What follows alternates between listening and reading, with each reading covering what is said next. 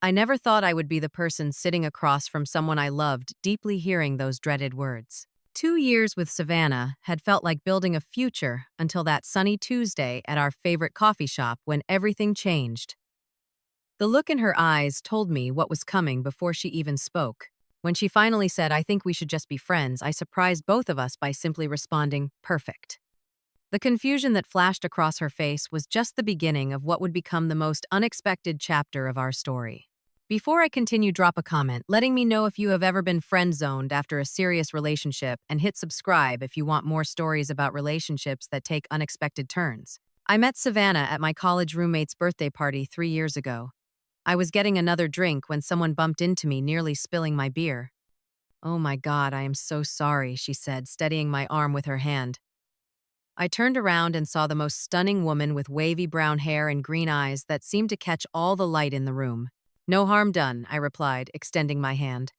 "I am Ethan." "Savannah," she smiled, shaking my hand a second too long. "Are you a friend of Taylor?" We spent the rest of the night talking in a corner, discovering we both loved the same obscure indie band and had hiked the same remote trail in Washington state. By the end of the night, I had her number and a first date planned for that weekend. Our first date was at a small art gallery featuring local photographers. She worked in marketing but had a passion for photography. I watched her face light up as she analyzed each composition, occasionally grabbing my arm to point out something particularly impressive. "This one makes me feel like I am right there in that moment," she said, pointing to a black and white landscape. "That is what great art should do, transport you." I was already being transported, but not by the photographs. Our relationship progressed quickly after that. Weekend trips to the coast, cooking dinner together while dancing around my small kitchen, staying up until 3 in the morning talking about everything from childhood memories to our biggest fears. "I have never felt this comfortable with anyone," she told me one night as we lay under the stars on my apartment rooftop. "It scares me sometimes." "Why would it scare you?" I asked, turning to face her. "Because when something feels this good, I am always waiting for it to end." I should have recognized that as the first red flag, but instead I pulled her closer and promised her it would not end. I was terribly wrong. After 1 year together, we decided to move in. My lease was ending, and her roommate was moving out with her boyfriend. "It just makes sense," she reasoned. "We spend every night together anyway." Moving day was both exhausting and exhilarating. Our friends helped haul furniture up 3 flights of stairs, and we ordered pizza for everyone as payment. That night, after everyone left, we sat on our couch in our apartment, and I felt complete. "To us," I said, clinking my wine glass against hers. "To us," she echoed, but her smile did not quite reach her eyes. The first 6 months of living together were everything I hoped for. Coming home to her, building a life together, making plans for the future. But slowly, things began to change. It started with small things I barely noticed at first. She stopped greeting me with a kiss when I came home from work. Our conversations over dinner became shorter, more about logistics than connection. Date nights became less frequent, often canceled last minute because she was too tired or had a work emergency. I noticed she was spending more time with her friends, especially her best friend Jess. Whenever I asked about their plans, her answers were vague. "Just girl time," she would say with a shrug. I tried everything to fix whatever was breaking between us. I planned surprise weekend getaways, cooked her favorite meals, and initiated conversations about our relationship. "Is everything okay with us?" I asked one night after she had been particularly distant. "Of course," she said, not looking up from her phone. "Why would you ask that? You just seem somewhere else lately." "I am just stressed about work," she replied, finally meeting my eyes. Nothing to worry about, but there was plenty to worry about. The night before everything fell apart, I overheard her on the phone in our bedroom. I had come home early from a work event and paused outside the door when I heard my name. "I just do not know how to tell him," she was saying. "No, it is not that simple. I know. I know I need to do it soon." My heart sank. I quietly walked back out and drove around for an hour before returning, pretending I had just arrived. That night, she suggested we get coffee at our favorite spot the next day. The coffee shop where she ended things was ironically where we had our third date. I remembered how she had laughed so hard that day that coffee came out of her nose. Now she sat across from me, fidgeting with her cup sleeve, barely making eye contact. "Ethan," she started, her voice steady but quiet. I have been doing a lot of thinking about us, about where we are headed. I knew what was coming, but I let her continue. You are amazing, and these 2 years have been incredible, but I think we should just be friends. Inside, I felt like I was free falling. 2 years, countless memories, a shared apartment, plans for the future, all reduced to just friends. But externally, I remained calm. I thought about the phone call, her growing distance, and all the signs I had been trying to ignore. In that moment, something shifted in me. Perfect, I said, my voice even. Her eyes widened slightly. Perfect. Yes. If that is what you want, then we can be friends. You are not upset, she asked, looking genuinely confused. I am sad, of course, but I respect your decision. The drive home was silent and tense. She kept glancing at me as if waiting for an outburst that never came. When we got home, I simply said I would start looking for a new place and asked about how she wanted to handle our shared belongings. Her responses were hesitant, as if she had not actually thought that far ahead. Finding a new apartment was easier than I expected. My friend had a spare room I could rent temporarily while I figured things out. Moving out was another story. Every object we had to divide felt like dissecting our relationship piece by piece. Do you want the coffee maker? She asked as I packed my clothes. You can keep it, I replied. You use it more. What about the prints we bought in Portland? You choose first. She seemed increasingly agitated by my calm demeanor. When I finished packing my essentials and prepared to leave, she stood awkwardly by the door. So, we will talk soon, she asked. Sure, I nodded. Take care, Savannah. Once I was settled in my temporary home, I took some time to reflect on what being just friends actually meant. Savannah and I had been friends before we started dating, but our friendship had been completely absorbed by our romantic relationship. Now I needed to redefine those boundaries. I made a mental inventory of how I treated my actual friends. I did not text them good morning or good night. I did not drop everything to help them with minor inconveniences. I did not pay for their meals or streaming services. I did not provide emotional support at all hours. I certainly did not prioritize their needs above my own. So I began implementing these same boundaries with Savannah. When she texted me at midnight asking if I was awake, I responded the next morning with a casual, "Hey, saw this late. What is up?" When she asked if I could still help her set up her new work laptop because you know how bad I am with technology, I politely suggested she contact IT support.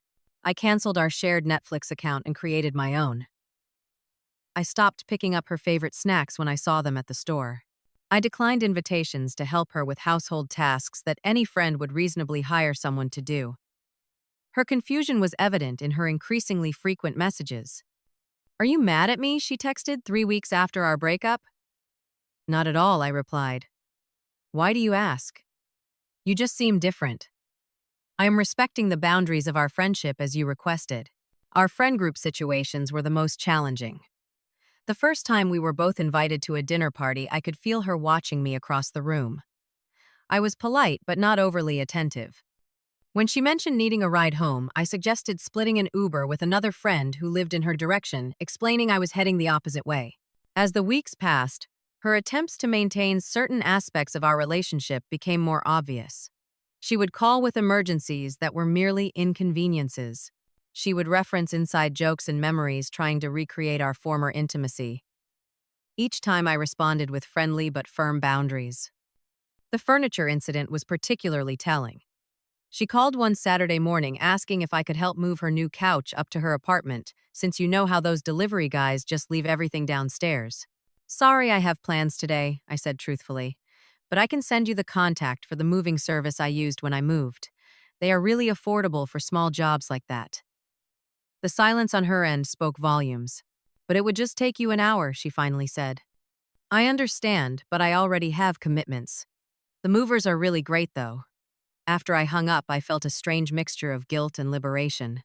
I was not being unkind, I was simply being a friend exactly as she had requested. A few days later, I received a text from Savannah's best friend. Hey, would you want to grab coffee sometime, just to check in? I was surprised, but agreed. Jess and I had always gotten along well, though we had never spent time together without Savannah. We met at a coffee shop in a different neighborhood than the one Savannah and I used to frequent. Jess looked comfortable in jeans and a simple sweater, her curly hair pulled back in a loose ponytail. Thanks for meeting me, she said after we got our drinks. I just wanted to see how you are doing with everything. I am doing okay, I said honestly, taking it day by day. Savannah mentioned you have been different. I laughed lightly. I am just being a friend like she wanted. Jess studied me for a moment. You know that is not quite what she expected. What did she expect? I think she wanted all the benefits of your relationship without the commitment, Jess said, surprising me with her candor. She wanted you to still be there for her, prioritize her. But she wanted freedom too. That is not friendship, I pointed out. No, Jess agreed. It is not. Our conversation shifted to other topics. I discovered Jess was passionate about art history and worked as a curator at a small gallery. We talked about books, hiking trails, and our shared love of cooking. By the end of our coffee, I had nearly forgotten the original reason for our meeting. This was nice, I said as we prepared to leave. Thanks for checking in on me. Actually, I enjoyed it too, she smiled. Maybe we could do it again sometime. Over the next few weeks, Jess and I met several more times. Each conversation revealed more common interests and shared values. She was straightforward and authentic in a way that felt refreshing. I found myself looking forward to our meetings and our text conversations throughout the day. During one of our dinners, Jess revealed something that confirmed my suspicions about the breakup. There is something you should know, she said, looking uncomfortable. Savannah was emotionally involved with someone from her work before your breakup. Nothing physical happened. At least that is what she told me, but she was already checking out of our relationship, I finished. I suspected something like that. I am sorry. I felt you deserved to know. Thank you for telling me. It actually helps make sense of things. After several weeks of getting to know Jess, I realized I had developed genuine feelings for her. The situation was obviously complicated, and I was hesitant to act on those feelings given her friendship with Savannah. But one evening, as we walked through a park after dinner, the connection between us felt undeniable. I like spending time with you, I said simply. But I understand if the situation with Savannah makes this complicated. Jess stopped walking and turned to face me. Savannah and I are friends, yes, but her decisions are hers and mine are mine. I like spending time with you too, Ethan. A lot. Our first kiss that night felt like the beginning of something honest and real. Jess and I decided to date openly after discussing the potential repercussions. I am not going to hide anything, she said firmly. That is not how I want to start this. I agree, I told her. Complete honesty from the beginning. We did not make a public announcement, but we did not hide our relationship either. We went to restaurants, movies, and parks together. I met some of her friends and she met mine. It was inevitable that Savannah would find out, and she did through social media, when a mutual friend posted a picture of us at a group dinner. The phone call came within an hour of that post. Are you serious right now? Savannah's voice was sharp and loud through the phone. Hello to you too, Savannah. You are dating my best friend. How could you do this to me? I am not doing anything to you, I replied calmly. Jess and I connected, and we are seeing where it goes. She is my best friend. That is completely off-limits, Savannah, I said evenly. You ended our relationship. You wanted to be friends. Friends do not dictate who other friends can date. This is different, and you know it. You are only doing this to hurt me. This has nothing to do with you, I said truthfully. Jess and I genuinely enjoy each other's company. She hung up without another word. What followed was a campaign of text messages to mutual friends, describing how I had betrayed her and how Jess had stabbed her in the back. Some friends seemed swayed by her version of events, while others reserved judgment. The confrontation came at a dinner party hosted by our friend Taylor.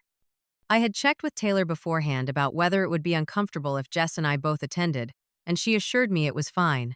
What Taylor did not tell me was that Savannah would also be there. When Jess and I walked in together, the room went quiet.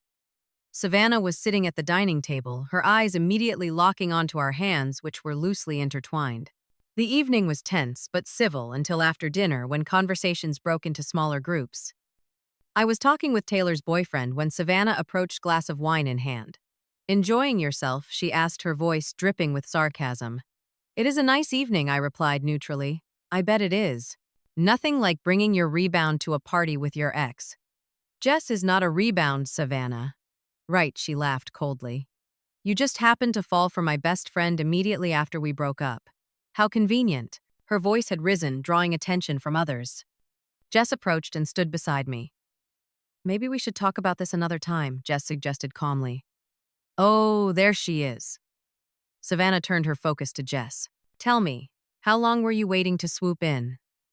Were you two talking behind my back while we were still together? That is not what happened, and you know it, Jess said firmly. You ended things with Ethan. You told me yourself you were interested in someone else. The room went completely silent. Savannah's face flushed deep red. So that is it. Years of friendship mean nothing to you. Our friendship means a lot to me, Jess replied. But that does not give you the right to control my life or who I care about. And it does not give you the right to spread lies about either of us. I cannot believe this. Savannah looked around the room, perhaps seeking allies. Finding none, she grabbed her purse. You two deserve each other. I am done with both of you. She stormed out, slamming the door behind her. The awkward silence that followed was finally broken by Taylor, suggesting we have dessert. The party gradually resumed, though the energy had shifted considerably. Later that night, I asked Jess if she regretted coming. Not at all, she said. It would have happened eventually. And honestly, it needed to happen. I lay awake that night, wondering if I had made a series of mistakes. Was I dating Jess to get back at Savannah? Had I been too harsh with my boundaries? Was I the villain in this story after all? But as I reflected honestly, I knew that my feelings for Jess were genuine, and my boundaries with Savannah were healthy. Sometimes doing the right thing for yourself feels wrong because you have been conditioned to put others first. That night, I promised myself I would stop second-guessing my right to happiness. 6 months passed quickly. Jess and I had settled into a relationship that felt natural and supportive. We had our challenges like any couple, but we faced them with open communication and mutual respect.